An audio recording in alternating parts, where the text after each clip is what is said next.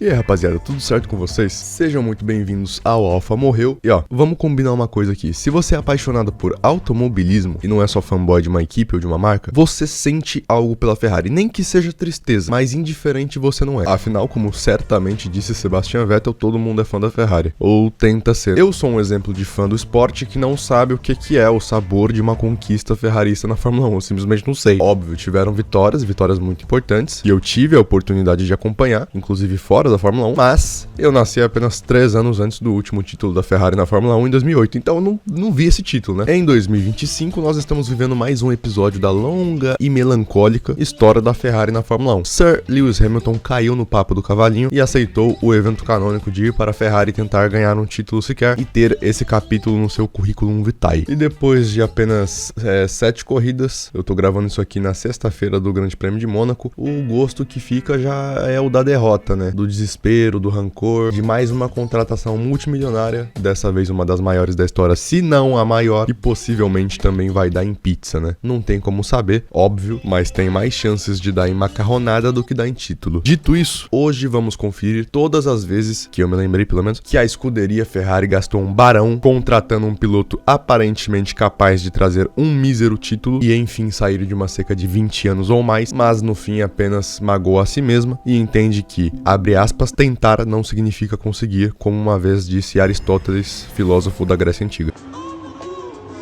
Vagabunda, queria atacar do malucão, usou meu nome. O Pipoca abraçou, foi na porta da minha casa. Em primeiríssimo lugar, o primeiro iludido da história da Ferrari foi justamente o primeiro campeão mundial da Fórmula 1, Giuseppe Farina, que triunfou pela Alfa Romeo em 1950 e em 1952 se junta à escuderia Ferrari. Nino, como era apelidado, já era um nome mais do que consolidado, e ele foi contratado com a esperança de que trouxesse o primeiro título da Ferrari, repetindo a dose de 50. E não tinha nome melhor para isso, afinal, Nino era um grande campeão das pistas já antes da invenção da Fórmula 1, ainda na era Grand Prix, e trazia consigo muita bagagem, muita experiência. Mas, na hora do vamos ver, Farina teve dificuldade em adaptar o seu estilo de pilotagem rupestre ao novo regulamento técnico introduzido naquele ano de 52, que tinha carros menores baseados no regulamento da Fórmula 2 da época, mais leves e com motores menores, muito diferente das retroescavadeiras e colheitadeiras agrícolas do pré-guerra que Giuseppe Farina estava acostumado a pilotar. E além disso, a Ferrari fez questão de colocar uma pedra no sapato de Farina, trazendo uma promessa chamada Alberto Ascari para ser seu companheiro de equipe. As Ferraris da época, principalmente a tipo 500, favoreciam o estilo de pilotagem mais fluido e preciso de Ascari, e vendo esse potencial, a equipe começou a trabalhar mais pro lado do Ascari. E foi assim que Alberto Ascari dominou as temporadas de 52 e 53, enquanto Giuseppe Farina, que era o cara que foi contratado para estar ali ganhando no lugar dele, fazia o L lentamente. Na sua passagem pela Ferrari, Farina chegou 8 vezes ao pódio e venceu o GP da Alemanha de 53, mas também esteve fora de algumas corridas por conta de lesões e teve alguns desempenhos meio amargos enquanto via o seu companheiro Ascari ganhar tudo. Fora das pistas, a sua personalidade mais forte não batia muito com o santo do comendador Enzo Ferrari, que gostava que seus pilotos fossem mais nos trilhos, mais disciplinados. Portanto, depois de não conseguir repetir os seus feitos vitoriosos em 3 temporadas na Ferrari, Farina deixaria a equipe de vez em 55. Ele é lembrado como o primeiro nome que já chegou com peso para vestir vermelho, que já chegou com a ambição de glória e no fim saiu de mãos vazias. O piloto belga Jack Hicks é um dos pilotos mais geniais da história da Fórmula 1 que não chegou a ser campeão. Dito isso, eu preciso falar que ele correu na Ferrari. Hicks, além de um nome muito difícil de escrever e pronunciar, tinha um estilo de pilotagem elegante, quase poético, e uma habilidade na chuva muito acima da média. No fim dos anos 60, ele despontava como um jovem promissor e futuro campeão, até que ele foi para a Ferrari. Em 68, ele chega na escuderia e se depara com o modelo 312, pouquíssimo competitivo, e foi apenas 4º colocado no campeonato. Na busca de algo melhor para sua vida, ele aceita a oferta da Brabham, em 69. Lembrando que nós estávamos começando a entrar na era de domínio dos motores Ford Cosworth. A Brabham usava Ford Cosworth, a Lotus usava Ford Cosworth, as grandes equipes da época usavam Ford Cosworth. E sabe quem chegou a ser a única que não usava Cosworth? É ela mesma. Jack foi vice-campeão pela Brabham em 69, mas durante a campanha do vice, ele viu a sua ex-parceira, Ferrari, melhorando de desempenho. Então ele retorna para a Ferrari em 70, quando a equipe revela o um pouco mais competente e agradável 312B. Então, em 70, Hicks chega com a missão de ser campeão. Com um piloto rápido e um carro competitivo, agora é basicamente hora de ser campeão, né? Mas mas aquela que sempre anda no bolso de qualquer piloto da Ferrari, a má sorte, estava lá. E Ickx se viu sofrendo acidentes graves, como o da Espanha, viu o domínio da ainda mais competente Lotus 72, com Jochen Rindt, e alguns abandonos por falha mecânica. Ickx era segundo no campeonato, e mesmo com o falecimento do líder do campeonato, Jochen Rindt, em um acidente em Monza, Jack Ickx não foi capaz de descontar a desvantagem e ficou com o vice. Moleque, a Ferrari foi vice pra um cara que nem vivo tava mais, com todo respeito ao Jochen Rindt, tá ligado? Mas em 1972 venceu corridas, mas a Ferrari vivia uma turbulência técnica e o Jackão tomou o gap pro nosso Emerson na frente, que foi campeão naquele ano, né? Vai Brasil. 73 foi um descaso com o torcedor, com a Ferrari produzindo um carro incompetente e vendo que o bonde de ser campeão já tinha passado, Jack Ickx saiu da Ferrari decepcionado, como muitos saem, sem jamais esconder o respeito que tinha por Enzo Ferrari, mas com a frustração de ter talento demais para tão pouco resultado em Maranello. Em 1976, a Ferrari sofreu um baque ao ver o seu piloto estrela Niki Lauda sofrendo um gravíssimo acidente no GP da Alemanha, e nos dias seguintes do acidente, àquela altura, ninguém sabia se Lauda ia voltar ainda em 76, quanto mais se ia voltar, às vezes nem se ia ficar vivo, e o campeonato continuava rolando. Então, mesmo que fosse um tanto quanto desrespeitoso, a Ferrari precisava sim de um piloto para substituir Lauda, o que não era uma missão fácil, já que quando se fala de Lauda, se fala de gênio, né? Porém, o tapa-buraco que eles encontraram até que não era ruim não. Carlos Reutemann, argentino, era rápido, técnico, sensível com o carro, tinha uma boa personalidade pros bastidores, mas o momento que ele chegou não foi legal. A Ferrari quebrou a cara ainda em 76 ao ver Niki Lauda voltando de forma heróica pro final de 76, quase sendo campeão e não fazendo questão alguma de esconder a sua insatisfação com o time pelo jeito pouco respeitoso que foi substituído. E de 77 para 78, a Ferrari teve que tomar a decisão de mandar o segundo piloto e escudeiro de Lauda, Clay Regazzoni, embora, para não perder nem o talento de Reutemann, que não aceitaria mais não ser titular, nem perder Lauda. Então deu titularidade aos dois na equipe. Pensa o climinha de merda que não tava. Se Lauda tivesse voltado pro lobby mais cedo em 76, o cara para liderar a Ferrari dali pra frente seria Reutemann. Mas só de sacanagem, porque vaso ruim não quebra, Niki Lauda voltou, ganhou tudo, foi campeão de novo em 77 e vazou do time, deixando para Carlos Reutemann o teórico assento A do time, porque no ano seguinte, 78, quando finalmente seria a chance do argentino de ser o piloto A do time, meio que a equipe já tinha outra alguém, sabe? E Maranello inteira já caía de amores por Gilles Villeneuve, e para Reutemann sobravam apenas curtida e marcação nos stories. Foi ali que ele percebeu que o bonde já tinha passado também, e então ele vai buscar novos ares, deixando a Ferrari, e sendo mais um talento pouquíssimo explorado pelo time italiano. René Arnoux era um talentoso francês que nos seus tempos de piloto da Renault, no fim dos anos 70, ficou conhecido por tirar bastante dos carros que tinha em mãos. Há alguns momentos como a batalha dele com o Gilles Villeneuve, pela segunda colocação nas últimas voltas do GP da França, de 79, deixam muito claro o nível de piloto que nós estamos falando aqui. O bicho era bom. No começo dos anos 80, Arnoux deixava a Renault para se juntar a algum projeto maior e se sentia pronto para ser campeão, só faltava o contrato certo, a equipe certa. E quando um piloto tá nessa situação, dificilmente a equipe certa é a Ferrari. Mas foi a proposta que veio e assim René Arnoux assina o seu pacto com o cavalo para 1983. No fim daquela temporada, mesmo não tendo levado o título, vendo de fora assim parecia tudo muito promissor. Ele lutou pelas posições mais altas da tabela, marcou uma sequência muito boa de 3 vitórias em 5 corridas, se fez presente algumas vezes no pódio e terminou aquele campeonato em terceiro colocado. Nada mal, né? Mas tava bonitinho só vendo de fora mesmo, porque nos bastidores a Ferrari vivia intrigas políticas inacabáveis. Com os desentendimentos constantes, o desenvolvimento técnico também começou a ser prejudicado, e se 83 não foi tudo isso de ruim, foi uma boa estreia com um carro mais ou menos bom ali, em 84 foi tudo pro cacete. O carro nasceu como um completo pesadelo, o time já não acreditava tanto assim no trabalho de Arnoux depois de um ano, e mesmo com tudo isso, o homem ainda fez algumas corridas muito boas sim, como o segundo lugar em Dallas, uma pista terrivelmente quente e chata. Ainda em 84, Patrick Tambay, o companheiro de equipe, foi demitido e mal sabia ele que o sonho começou a ir pro vinagre ali mesmo, uma vez que o novo piloto da Ferrari traria ainda mais problemas para ele. Michele Alboreto. O bicho era rápido, diplomático, tinha um bom relacionamento com o time, com o público, era um tifose declarado, era fã da Ferrari desde criancinha, dizia sempre que possível que era o seu sonho correr pela Ferrari, e pra piorar, pro lado do Arnoux, ele era italiano, então aí acabou, né? Ele começou a tirar alguns resultados super improváveis com aquele carro horroroso da Ferrari em 84, e começou a ser venerado pela imprensa italiana, enquanto pra Arnoux só sobrava ser tirado pra merda e ter a qualidade da sua pilotagem questionada. Fisicamente, também não andava legal. Ele vinha tendo alguns problemas de saúde que a mídia atribuía normalmente ao baixo desempenho, como uma forte dor na perna direita que o obrigava a receber massagens e bolsas de gelo após toda a sessão do fim de semana para praticamente. Ainda antes da temporada de 85 começar, Arnoux sofre um acidente esquiando e faz uma cirurgia sem avisar a diretoria da Ferrari, o que, óbvio, deixou a equipe bem brava com ele, né? Já que a relação interna já não era boa, aí tu ainda vai lá, faz uma cirurgia, põe a equipe no risco de ficar sem um dos pilotos, sem que eles soubessem disso, enfim, não é legal, né? Uma luz no fim do túnel viria com a apresentação de um pouco mais competente modelo 15685, carro que seria um pouco mais estável, confiável e rápido do que o do ano anterior. Mesmo com o aumento de produção, no GP do Brasil, abertura da temporada, Arnoux se classificaria apenas em P7, enquanto seu companheiro Alboreto era 1.7 segundos mais rápido e garantia a pole position. Na corrida, Arnoux sofreu um furo de pneu e foi obrigado a fazer uma parada mais cedo, mas mesmo com toda essa perda de tempo, conseguiu entregar uma decente quarta colocação, um bom resultado que ele não deveria se preocupar muito sobre. Afinal, ele se recuperou de um quali ruim, de um furo no pneu e ainda trouxe pontos pra casa. Pô, primeira corrida do ano, um saldo desse tá bom, tá ligado? A surpresa mesmo fica na parte de que ele desce do carro depois de terminar em quarto, na primeira corrida do ano, e já recebe o aviso de que era pra ele dar uma passadinha no RH pra tomar um café com Enzo Ferrari. Depois de algumas horas de papo de porta fechada, ele sai da sala com uma cara de bunda e anuncia a sua saída imediata do time, no que disseram as duas partes ser uma decisão de comum acordo. A Ferrari nunca deu nenhuma explicação pública e ficou por isso mesmo, mais um piloto afundado com sucesso. Agora, enquanto o Arnoux terminava em quarto e era mandado pra rua, a estrelinha do time continuava sendo Michele, que garantiu a segunda colocação naquela abertura de temporada. Como eu disse antes, ele era o sonho italiano da Ferrari. Rápido, consistente, inteligente, fora da pista era um cara gentil, educado, o perfeito representante ferrarista. Na primeira prova no Brasil ainda não se sabia, mas 85 seria a chance de ser campeão. Ele venceria o GP do Canadá e da Alemanha, o destino tirou dele a vitória de Mônaco, com um furo no pneu que o obrigou a parar, e no GP da Itália, todos os fãs da Ferrari acreditavam que o jejum de 19 anos sem vitórias em casa seria quebrado, já que Alboreto foi muito bem no final de semana inteiro e liderava a corrida, mas a alegria durou só até a volta 45, quando o motor da Ferrari de Michele abre o bico e o força a abandonar a corrida. A essa altura, Alboreto chegou a liderar o campeonato e ainda marcaria mais 6 pódios e 3 voltas mais rápidas, mas na reta final do campeonato, 5 abandonos nas últimas 6 corridas não eram exatamente os resultados ideais para brigar pelo campeonato, né? Enquanto ele abandonava 5, Alain Prost pela McLaren vencia uma, chegava em terceiro em 2, em quarto em uma e abandonava uma, abrindo assim uma vantagem de 20 pontos para cima da Ferrari de Alboreto. 20 pontos nessa época era muita coisa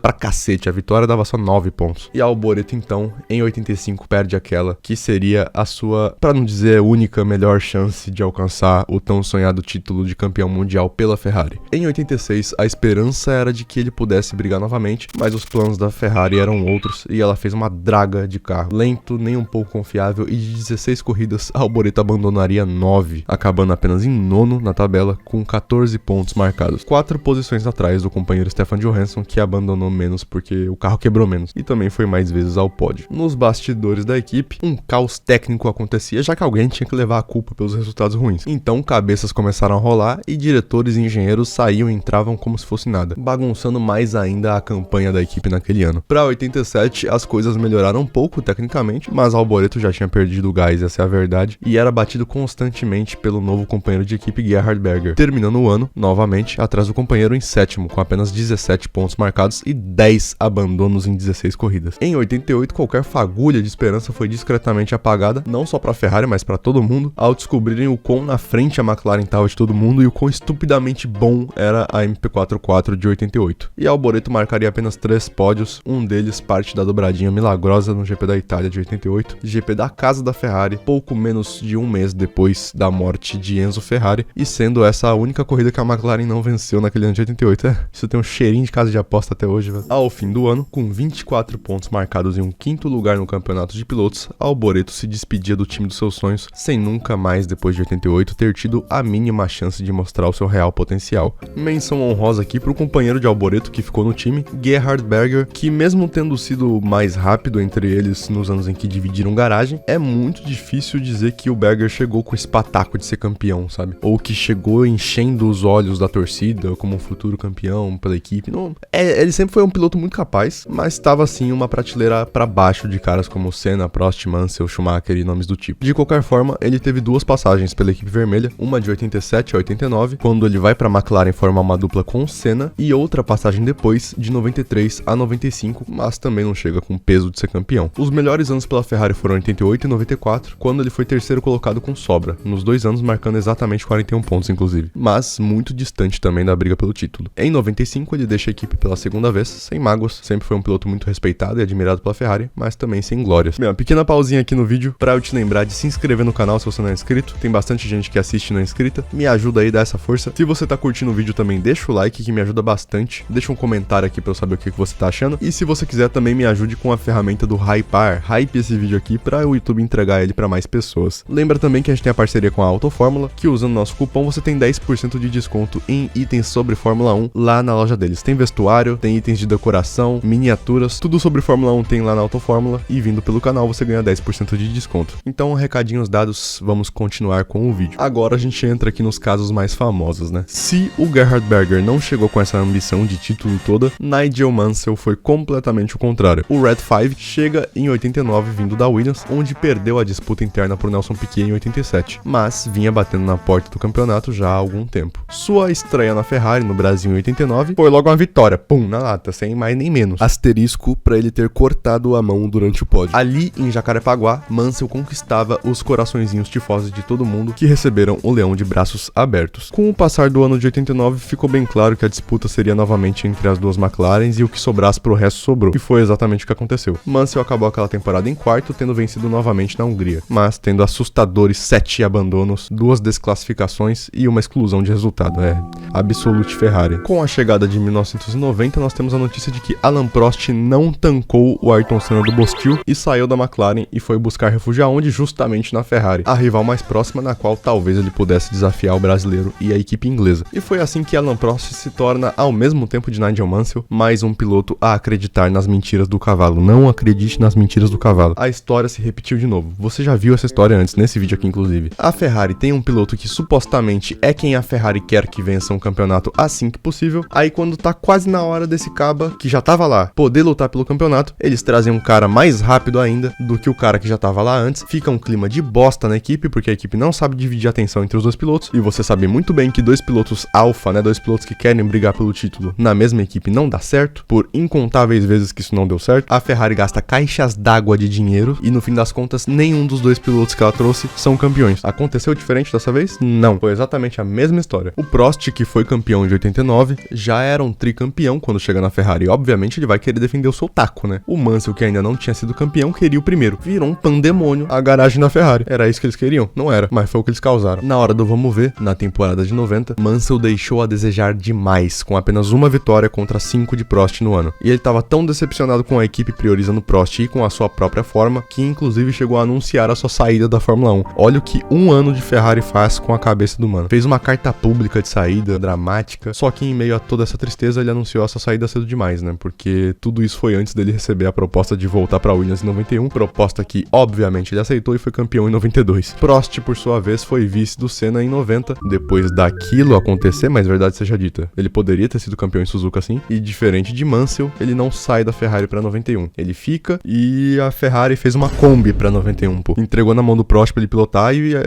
esperou que ele ficasse feliz com isso, né? É incrível como isso acontece também na história. A Ferrari vai, quase é campeã e no ano seguinte faz um carro de bosta. O Prost, desde o primeiro dia que viu o carro, já odiava ele e não poupava a Ferrari na mídia, falando nas entrevistas pra quem quisesse ouvir que o time não funcionava, o carro era horrível e parecia que ele tava pilotando um caminhão. Por conta desses comentários nada cordiais, no fim daquele ano o tricampeão foi presenteado com uma cartinha da RH escrito muito obrigado pelos seus serviços, não queremos mais contar com seu serviço. E foi demitido da Ferrari sem mais nem menos, e por ali acabava a história dele com o time italiano. Não satisfeito, ele tira um ano sabático em 92, enquanto seu amiguinho de caos, Nigel Mansell, era campeão na Williams, e retorna em 93 na mesma Williams, onde seria campeão mundial pela 4ª e última vez, e mete o pé de novo, vai embora da Fórmula 1 de novo, só pra deixar bem claro que o problema nunca foi ele, sempre foi o cavalinho. Daí pra frente não tem muito o que comentar, porque a Ferrari já tava entrando nos seus anos de glória, né? Menção honrosa pra Jean Alesi, um homem de coração puro e bastante ingênuo, que recusou a oferta da poderosa na época Williams pra se juntar à escuderia Ferrari por ser o seu sonho. Alesi era um bom piloto, talentoso, mas a Ferrari de 91 até 96 só craftou bomba. Meus manos em Maranello estavam cozinhando pedras nesse período da história aí, pedra de crack. E o Alesi, por sua vez, só pegou carro ruim e ainda sofria de uma má sorte crônica, e acabou que em 5 anos na Ferrari ele só venceu uma corrida, justamente em 95, o seu último ano, no Canadá, no dia do seu aniversário de 31 anos. Em 201 largadas na Fórmula 1, essa foi a sua única vitória, e vale mencionar que para essa vitória acontecer também, as duas Williams abandonaram, Schumacher Schumacher teve problemas hidráulicos e o Alesi quase ficou sem combustível no fim da prova. E daí pra frente tem mais coisa boa do que ruim pra comentar, porque afinal, em 96 temos a contratação do Schumacher, que viria a dominar a Fórmula 1 nos anos 2000. Tivemos também Ed Irvine, que era o segundo piloto, foi um escudeiro que quando precisou ir pra luta foi e quase deu bom. E também tivemos a contratação do Rubens Barrichello, que foi uma contratação boa sim. Ele não teve uma atuação ruim na Ferrari, ele só era um piloto B claramente, e na sua função serviu muito bem, como um Valtteri Bottas foi pro Hamilton, como o Webber foi pro Vettel, o Berger pro Senna e por aí vai. A Ferrari seria campeã de 2000, 2001, 2002, 2003 e 2004, e então chegamos nos regulamentos de 2005. A FIA, querendo frear a Ferrari, que parecia não cair de produção nunca, né? Era imbatível, proíbe as trocas de pneu, que eram especialidades da Ferrari, e beneficiavam muito a estratégia da equipe na era Schumacher. Muito por eles terem basicamente a exclusividade dos pneus Bridgestone, que eram desenvolvidos praticamente para eles. Não me venha falar que a Bridgestone pensava em Jordan e Minardi, tá? Em 2006, eles perdem o Rubinho, que vai para BAR, o regulamento dita a troca dos V10 para os V8, nós vemos a ascensão da Renault com Fernando Alonso sendo bicampeão em cima do Schumacher, e ao fim de 2006, a primeira aposentadoria de Michael Schumacher. Então, amigo, a Ferrari a essa altura estava acabada, essa é a verdade. E para se levantar, para se manter por cima disso, eles precisavam reagir logo. E já em 2006, para começar a ganhar alguma experiência e aprender o que desce dividindo garagem com Schumi, eles traziam Felipe Massa do Brasil para a equipe principal. Ele que já tinha um relacionamento anterior com a Ferrari, há alguns anos nos bastidores, e era visto como uma jovem promessa para o time italiano. Muito se esquece da especulação que tinha em cima do Massa na época que ele chegou na Ferrari. Era normal a opinião especializada dizer que o Massa era, em volta mais rápida, um dos pilotos mais rápidos do grid àquela altura. Quase o que costumam falar hoje em dia do Leclerc, tá ligado? Então o Massa chega em 2006 com a expectativa de ganhar experiência e um dia dar frutos à equipe em forma de títulos, né? Claro. O problema é a merda da Ferrari, que sempre repete essa história de traz um piloto pra ele ser piloto A, aí na hora dele ser piloto A, traz outro cara que a equipe trata como piloto A também. Causa um caos interno, a diferença é que dessa vez um deles foi campeão. Pra 2007, a Ferrari traz o finlandês Kimi Raikkonen e leva o campeonato por um pontinho, muito porque as McLarens não paravam de se degladiar na briga interna, né? Mas 2008 seria o ano de Massa. Seria. Depois de um ano caótico, de corridas fenomenais, corridas terríveis, corridas azaradas, corridas manipuladas, Felipe Massa e Lewis Hamilton chegam em Interlagos, casa do piloto paulista, para a decisão do título, os dois podendo ser campeões. O que Felipe precisava, ele fez. Pole position, liderou com garra, venceu a corrida, e ele precisava apenas que Hamilton fosse sexto colocado ou menos para se sagrar campeão. Hamilton, que não fez uma corrida boa e estava em sexto colocado na hora que Massa cruza a linha em primeiro, com uma extensa vantagem para Hamilton. Tudo parecia bom demais para ser verdade. Felipe Massa era campeão do mundo pela Ferrari, 2 títulos seguidos da Ferrari em 2 anos. Será que dessa vez a Ferrari vai conseguir não ceder a todo o caos que a Fórmula 1 impôs sobre ela? A 38 segundos depois, Lewis Hamilton cruza a linha de chegada em quinto, após ultrapassar a Toyota de Timo Glock na junção, na última curva do circuito, assim marcando pontos o suficiente para ser campeão em cima da Ferrari de Massa por 1 ponto. Como consolação, eles ficavam com o vice e o título de construtores, mas a dor no peito daquele 2 de novembro de 2008, dia de finados. Dia de finados. Até hoje tá no coração de muita gente e daqui pra frente, meus amigos, Massa viveu uma montanha-russa do céu ao inferno. O regulamento de 2009 não ajudou ninguém além da Brown e da Red Bull, e a Ferrari novamente, depois de quase ser campeã, fabricou um carro ridículo. Nem Kimi nem Felipe conseguiam fazer muita coisa com o F60 e até a metade do campeonato não tinham feito nada pra se orgulhar muito. Nos treinos do GP da Hungria de 2009, Massa foi atingido no capacete por uma mola e a força do impacto foi suficiente para causar traumas na cabeça do piloto, que foi levado para o hospital em um quadro grave de saúde, e ele ficaria de fora para o resto da temporada. Ele conseguiu se recuperar e em 2010 retornaria ao carro da Ferrari, mas dali para frente nunca mais seria a mesma coisa, principalmente com a atenção da equipe voltando para Fernando Alonso, que já a gente fala sobre. Felipe deixa a equipe em 2013 sem muitas glórias, porém com muitos aplausos de mecânicos e fãs que sempre o consideraram um campeão moral, e tem muito respeito até hoje pelo que fez na Ferrari. Em 2010, depois de toda essa loucura do Massa, o Kimi, que acabou a temporada de 2009 pela Ferrari, foi pago para não correr, foi andar de rally e cedeu seu espaço para a Ferrari receber o bicampeão Fernando Alonso, que buscava o terceiro título, busca até hoje e possivelmente seria com a Ferrari. Já em 2010, no ano de estreia, Alonso chega em Abu Dhabi, sendo um dos 4 pilotos com possibilidade matemática de sair dali campeão. Mas a Ferrari erra na estratégia e coloca o Alonso na janela de parada errada, deixando ele preso grande parte da corrida atrás da Renault de Vitaly Petrov, numa cena de desespero ferrarista que muitos sonham até hoje. Alonso não conseguiu desafiar nem Hamilton nem Webber, muito menos o Vettel, e teve que ver o seu rival alemão levando seu primeiro título para casa pela Red Bull Racing em 2010. Em 2011, o Vettel nadou de braçada e em 2012, Alonso coloca o seu respectivo pau sobre a respectiva mesa. Porque na primeira metade da temporada, a Ferrari tinha um carro que não nasceu tão bem e o Alonso tava marcando legal. Venceu na Malásia, venceu em Valência, chegou a liderar o campeonato por 10 corridas seguidas, mas o problema foi a maré de azar que sempre chega mais cedo para os pilotos da Ferrari. O Romain Grosjean testou uma bomba de hidrogênio na largada do GP da Bélgica, o Raikkonen deu um empurrãozinho amigável nele no Japão, há alguns azares que Sebastian Vettel, do outro lado da disputa, não teve. Na última corrida de 2012 no Brasil, tanto Vettel quanto Alonso poderiam sair dali campeões. E por mais que o favoritismo fosse de Vettel, na hora da largada o cenário ficou melhor para Alonso, já que o Vettel se envolveu no acidente logo nas primeiras curvas e o Alonso se torna o líder virtual do campeonato. Mas meu amigo Sebastian Vettel no auge, tá ligado como que era o bagulho. Ele se recupera na corrida, mesmo depois de cair lá para trás, e depois de muito esforço garante a 6ª colocação no final da prova. E Vettel na 6ª colocação era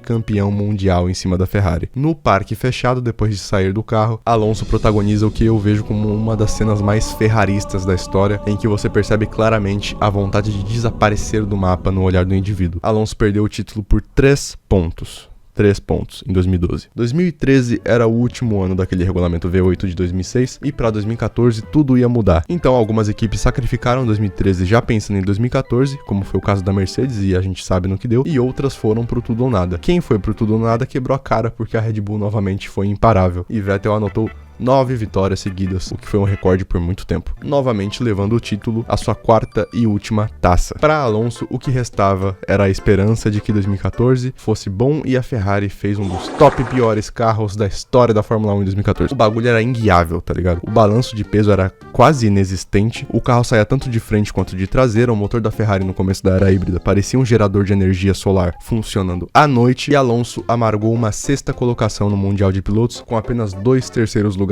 na temporada toda, sendo 4º colocado no Construtores, atrás inclusive da Williams. E Fernando Alonso, sendo Fernando Alonso, quem conhece a peça tá ligado, repetiu os passos de Alain Prost e disparava farpas contra a Ferrari nas entrevistas durante todo o ano de 2014. E no fim da temporada, já com olheiras e ficando calvo de estresse, ele se despede da Ferrari, possivelmente uma das contratações mais doídas que não resultaram em títulos, muito parecido em dor, em nível de dor, com a próxima e última desse vídeo. 2010, 2011, 12 e 13. Sebastian Vettel vence a Ferrari 4 vezes seguidas com a Red Bull. Se alguém poderia salvar a Ferrari, é quem destruiu ela. No papel, sim, Sebastian Vettel, que era discípulo de Schumacher, era o homem para abençoar a Ferrari. Com muita garra para ser campeão e sendo amado pela torcida vermelha desde o dia do seu anúncio, o começo da jornada com uma vitória já na segunda corrida de 2015 parecia promissor demais. Até que 2016 eles não vencem nenhuma corrida, o carro era uma bosta. Vamos pular para 2017, que foi quando a briga começou de verdade. Com a mudança de regulamento, o SF70H era um modelo muito bom, capaz de vencer corridas. A unidade de potência da Ferrari passou de um gerador de energia solar funcionando à noite para um gerador de energia funcionando no finalzinho de tarde, e a Ferrari cresceu. Dava para ser campeão, dava, sempre ficou muito claro que dava. Vettel liderou o campeonato até a 13ª etapa contra a Mercedes de Hamilton, que até então era imparável. E continuou sendo. E foi aí que começou a algazarra. No Azerbaijão, o Vettel cava uma punição pra ele mesmo, jogando o carro pra cima do Hamilton pra fazer birra durante o safety car. Em Singapura, ele faz um strike na largada com o Verstappen e o seu companheiro de equipe, Kimi Raikkonen, e abandona. No Japão, abandona com uma falha mecânica. E enquanto tudo isso acontecia, Hamilton se aproveitava e crescia na tabela. E no fim do ano, no México, depois de se envolver num toque com o Vettel logo na largada e ter um pneu furado, o Hamilton faria uma corridaça de recuperação e seria campeão campeão mundial de 2017, sobrando para Vettel apenas o vice. Mas em 2018, a história de brigar por um título e no outro ano ter um carro ruim não se repetiu. Vettel teria outra chance. Vettel venceu e liderava o campeonato quando chega a sua corrida de casa, Hockenheim. Vettel fez uma das voltas de qualify mais insanas da história naquele fim de semana, logo no quintal da rival Mercedes. Ele largaria da pole position e o seu rival pelo título, Hamilton, largaria apenas de 14º na corrida. Tudo estava encaminhado para uma vitória dominante para estender a liderança do campeonato, até que na curva 13 do circuito, na volta 52, Vettel erra e bate sozinho. E isso dói muito. Naquela corrida, Hamilton, que largava de 14º, como eu disse, se recuperou e venceu a corrida, com o Vettel saindo do caminho mais cedo. Dali em diante foi tenso, mano. Sebastian entrou em uma espiral de erros, que era rodada toda hora, travava freio toda hora, tocava decisão errada, confusão. A pressão começou a pesar e o Hamilton com a Mercedes foi chegando na tabela de novo e mais uma vez se sagra campeão mundial em cima da Ferrari. Dessa vez, o Vettel errou mais com a Ferrari do que a Ferrari errou com o Vettel. Para 2019, é questionável se Vettel ainda era o cara da Ferrari, porque chegava na equipe Charles Leclerc, que até hoje é uma promessa, ainda não vingou, mas pegou para si boa parte da equipe, né? O clima entre os dois fora da pista sempre foi amistoso, ambos demonstram muito respeito um pelo outro, gostam muito um do outro, mas a realidade é que ficava bem estranho, né? Conforme a Ferrari foi começando a trabalhar mais pro Leclerc, em algumas ocasiões, o Vettel foi ficando insatisfeito, até que teve casos como Singapura, em que a estratégia da equipe foi completamente feita para favorecer o Charles Leclerc, mas o Vettel conseguiu trazer a vitória para si, e aí ficou estranho, né? Que não foi o piloto que eles queriam que vencesse que venceu. Da parte do Vettel, aqueles erros que ele começou a cometer ficavam cada vez mais frequentes e só cresciam com a disputa interna, até chegar no ponto de, no Brasil, os dois pilotos se baterem. Em 2020, era bem claro que não dava mais. A Ferrari foi descoberta trapaceando no seu motor para ganhar mais potência, por consequência, teve que desfazer a trapaça e o carro ficou horrível. Teve um dos seus piores anos na história recente, finalizando o ano com apenas a 6ª colocação no campeonato de construtores e Vettel com uma 13ª posição no campeonato de pilotos. E para 2021 foi anunciado que ele não renovaria, não estaria mais na equipe de Maranello. Foi uma das despedidas mais paia de piloto assim da equipe que eu cheguei a ver, porque o Vettel, ele bateu muito na trave, mano. Tipo, ele foi muito lá, tá ligado? Ele foi lá, pertinho, e nunca dava. É uma coisa Ferrari, mano. É tenso. Hoje em dia nós vemos Charles Leclerc e Hamilton no seu primeiro ano, como eu disse, já em clima de velório, e o Leclerc já teve a oportunidade de disputar o título em 22, beleza, que eu acho que dificilmente venceria Verstappen, né, mas teve a oportunidade, errou algumas vezes, a Ferrari também errou bastante com ele, e é um ciclo sem fim, né, velho? 2025 nada muda, desde 1950 a Ferrari aí desperdiçando pilotos. Esse foi o vídeo de hoje, eu espero que vocês tenham gostado bastante de conhecer mais sobre o sofrimento da Ferrari. Quando eu falo que a Ferrari é o Vasco, velho, eu não falo brincando. Se existisse rebaixamento na Fórmula 1, acabou, velho. A Ferrari ia ter, tipo, uns 8 rebaixamentos na história, por, tipo, baixo desempenho, assim. É triste, mano. Enfim, espero que você tenha gostado desse vídeo. Muito obrigado por assistir até aqui. Um vídeo longo aí pra vocês, que eu sei que vocês gostam de vídeo longo. Lembra de hypar esse vídeo aqui, deixar o like, comentar, se inscrever no canal e todas essas baboseiras. Tamo juntão e até o próximo Nome da Sauber.